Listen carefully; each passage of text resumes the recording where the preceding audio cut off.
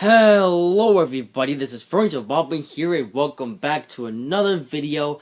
Haven't uploaded a video in a little bit of a while and I'll explain that in a minute, but this is the review of the 2018 24 Hours of Le Mans.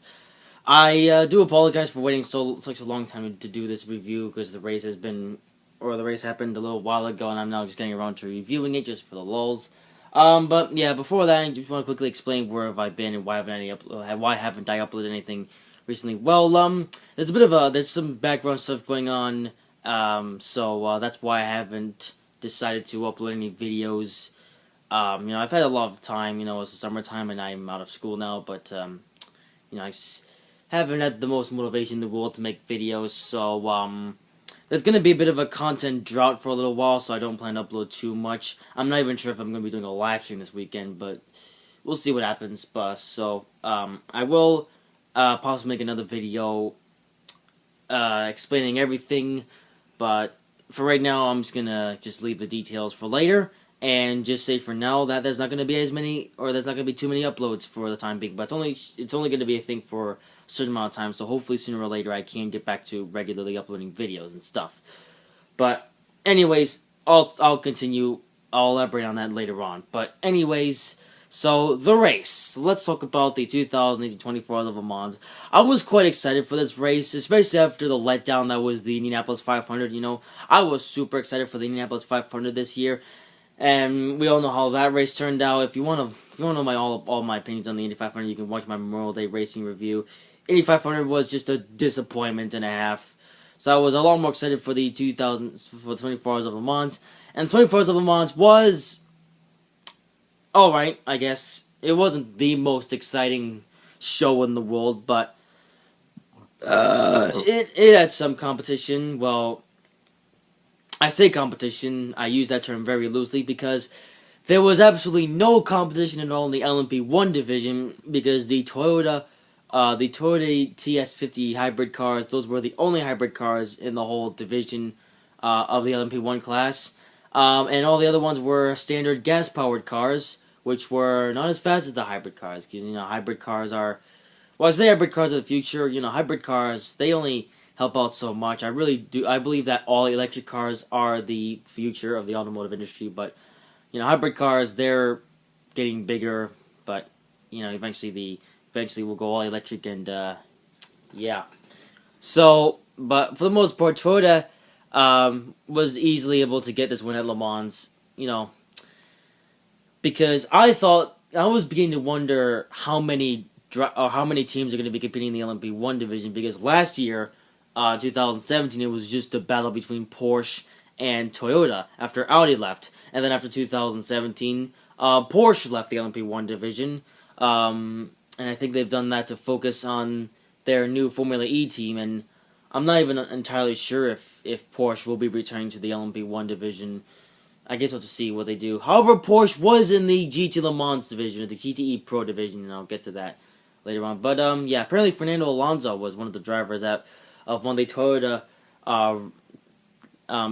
Racing LMP1 cars, and that car just happened to won the 24 Hours of Le Mans, so now Fernando Alonso has won 2 out of the 3 big races in the Triple Crown thingy-majiggy.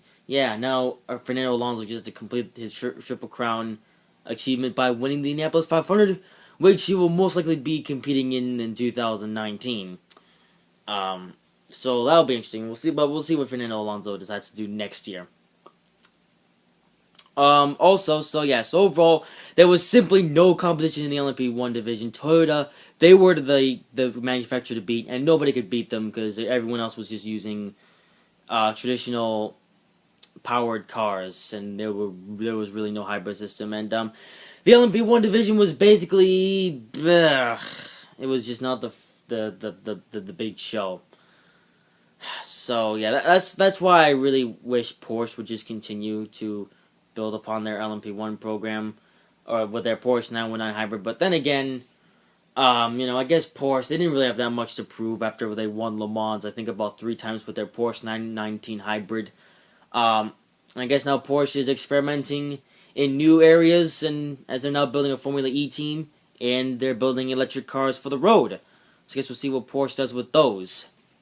So meanwhile, there was the GTE Pro Division, and the GTE Pro Division was, yeah, not really too much competition in that either. Porsche, while they weren't in the LMP1 division, they were, however, in the GTE Pro division, and they pretty much just dominated throughout most of that, for the most part. It started out with the blue retro Porsche leading the pack. It was the blue one which represented the Porsche 962C, and eventually the Peppa Pig Porsche took the lead and won Le Mans in the GTE Pro division.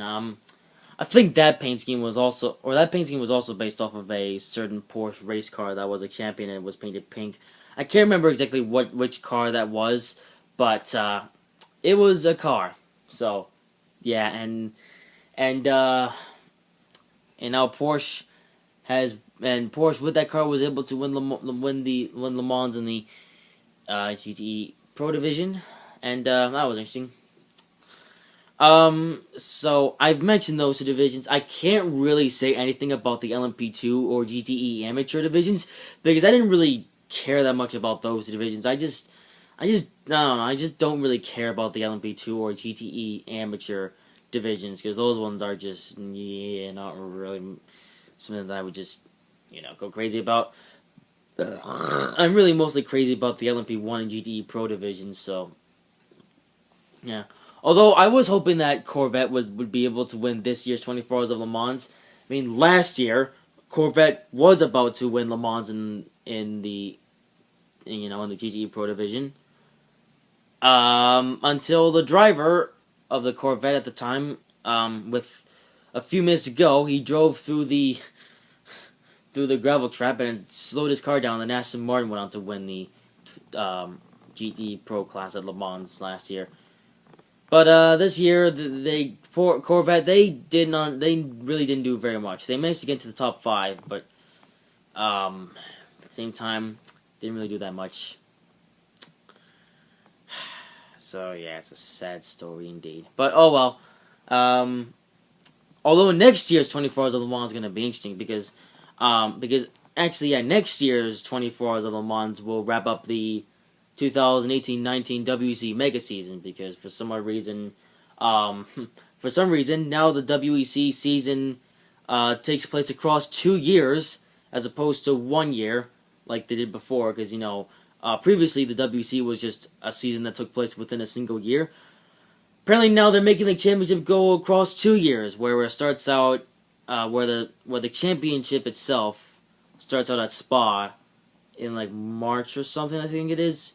And this season, or this WC season, will wrap up next year at the 2019 24 Hours of Le Mans. Yeah, I guess they're just doing that just so they can have more races in the schedule because for some odd reason the WC has lost some races from the schedule. So I'm not sure what's up with that, but I think the WC should just get their stuff together so they can have more races in a single year rather than have a single championship go spread out across 2 years, because that's kind of salty. Although they are also planning on having a 2020-21 season, so yeah. Oh well, whatever. Also, apparently next year, Corvette will bring in their all-new C8 race car. Yeah, anyone heard about the fact that Chevrolet has a brand new Corvette, the C8 Corvette? Yep, I heard about that. I might elaborate on that later on, but we'll see.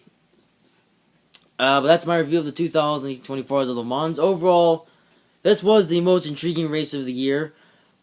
It was better than the Indy 500, miles better, because the Indy 500 was supposed to be the greatest race of all time, but unfortunately, it wasn't the greatest race of all time in 2018. Absolutely not. The Indy 500, man, I'm just still deflated after the 2018 Indy 500. It was just such a disappointing race, honestly. At least it was better than Monaco. But anyways, that's all for this video. Hope you guys have enjoyed it. If you did, make sure to like, comment, and subscribe if you haven't already. And coming soon will be my review of the Toyota Seymour 350, which was the NASCAR race. See you then, guys. Bye bye.